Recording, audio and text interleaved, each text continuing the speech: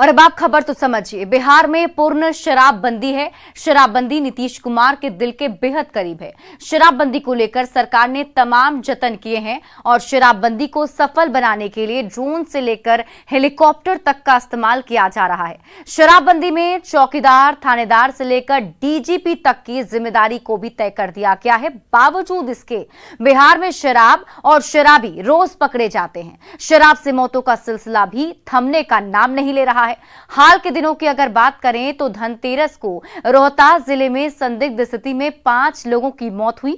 आरोप लगाया गया कि इन सारे लोगों की मौत शराब पीने से हुई।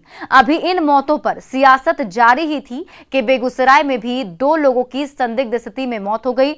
मृतकों के घर वालों का कहना है कि उन लोगों ने शराब पी थी।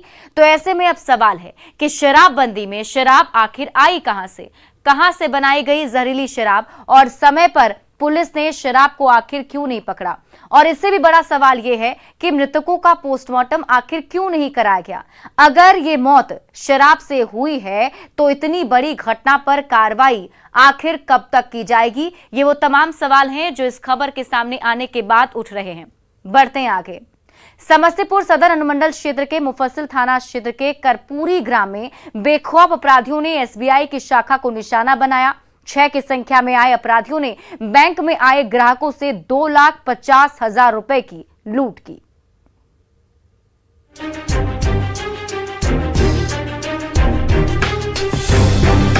समस्तीपुर में लुटेरे कितने बेखौफ हो गए हैं, उसकी बानगी देखी। समस्तीपुर के करपूरी ग्राम में लुटेरों ने स्टेट बैंक में दिन दहाड़े लूट की घटना को अंजाम दिया और फिर आराम से चलते बने। देखिए सीसीटीवी फुटेज को। हेलमेट पहने ये लुटेरे कैसे हथियार के बल पर लोगों को धमका रहे हैं। एक कर्मचारी ने थोड़ी हिम्मत दिखाई तो लुटेरे ने उस पर कुर्सी से हमला कर दिया। हम तो यहाँ बैठे हुए थे, वो लोग बैंक रॉबरी करके निकल रहा था। उसके बाद हम सोचे गेट बंद करके वो जा रहा था। उसके बाद हम सोचे सायरन बजाते समय वो फिर गेट खोल के अंदर आया। उसके बाद चेयर उठा के हमको मार दिया। चंद मिनटों के अंदर लुटेरों ने बैंक से 2 लाख से ज्यादा रुपए लूट लिए और फिर आराम से फरार हो गए। इस लूटपाट के क्रम में होमगार्ड के जवान ये है, आपको तस्वीर में हम दिखाना चाहेंगे। इनके साथ मारपीट की गई, इनको सर फोड़ दिया गया और ये दूसरे लोग हैं जिनको जख्मी किया गया। लूट की ये वारदात किसी दूर दराज के इलाके में नहीं बल्कि बिहार के पूर्व मुख्यमंत्री कर्पूरी ठाकुर के बेटे और जेडीयू सांसद रामनाथ ठाकुर के घर से चंद कदमों की दूरी पर घटी। 6 की संख्या में आए अपराधियों ने लूट के दौरान बैंक में तैनात होमगार्ड जवान और एक अन्य बैंक कर्मी को घायल कर दिया। लोग आया, हम यहाँ पर खड़े थे, वो लोग आया बगल से हमको पकड़ लिया। हम जब अथी ताने न कि दूसरा आकर के। कितने लोग थे? 6 गो था। 6 लोग थे। हमेशा की तरह घटना के बाद पुलिस मौके पर पहुंची और जांच की खानापूर्ति में जुट गई। ठीक है, घटना हुई है, ठीक है। हम लोग प्रयास कर रहे हैं कि जो अपराधी हैं उनकी पहचान हो जाए और उनकी पहचान करके जल्द से जल्द गिरफ्तारी की जाए। ये कोई पहला मौका नहीं है। समस्तीपुर में दिन दहाड़े लूट की अनगिनत वारदातें हो चुकी है। पुलिस एक घटना की जांच की बात कहती है, तब तक अपराधी उससे बड़ी वारदात को अंजाम देकर पुलिस को खुली चुनौती दे देते हैं। सवाल है कि कब तक होती रहेगी लूट की वारदात? कब तक लूटे जाते रहेंगे बैंक? क्या कर रही थी पुलिस की गश्ती टीम? क्या फेल हो गया है पुलिस का खुफिया तंत्र?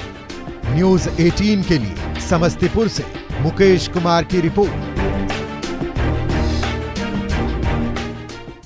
और अब आप खबर तो समझिए। हाल के दिनों में समस्तीपुर में लूट की घटनाएं अचानक से बढ़ गईं।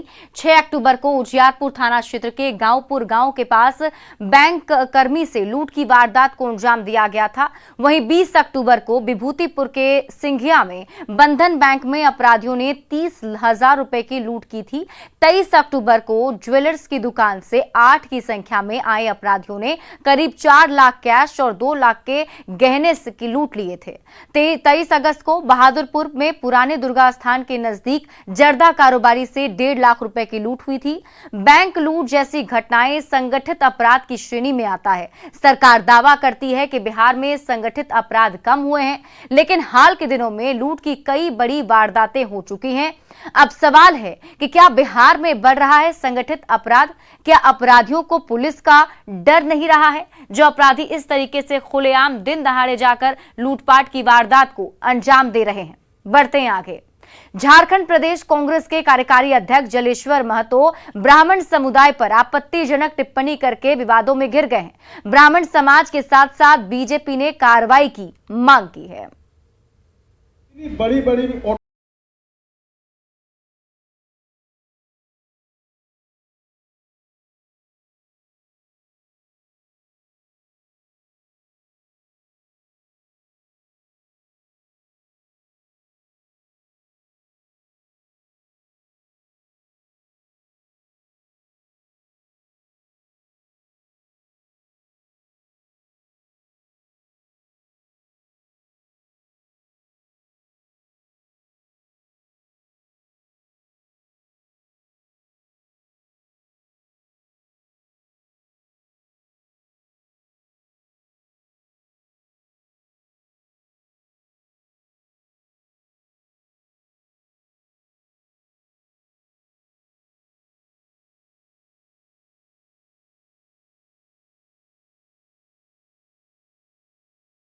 गौमांस का तस्कर हिंदुस्तान आपका देश है।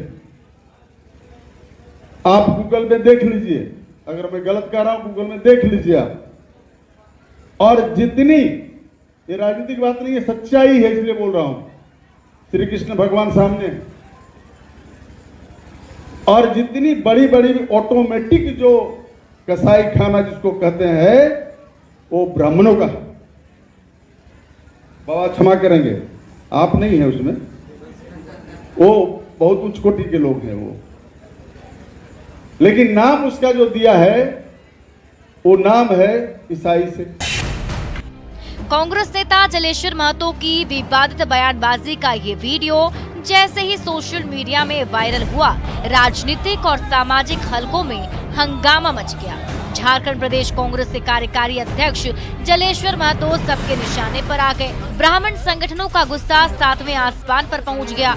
जलेश्वर महतो के गढ़ बाघमारा में ब्राह्मण कल्याण मंच में जलेश्वर के खिलाफ आंदोलन का बिगुल फूंक दिया, तो लगे हाथ बीजेपी ने भी उन्हें आड़े हाथों ले लिया।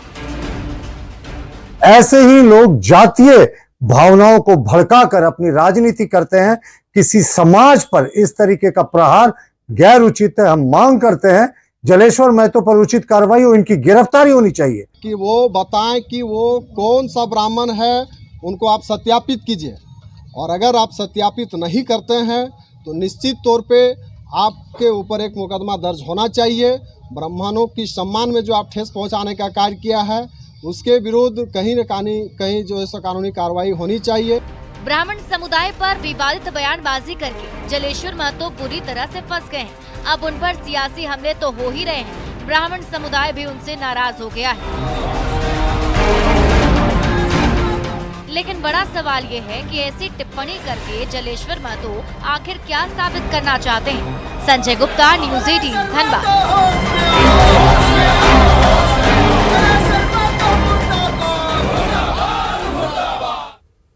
और फिलहाल इस बुलेटिन में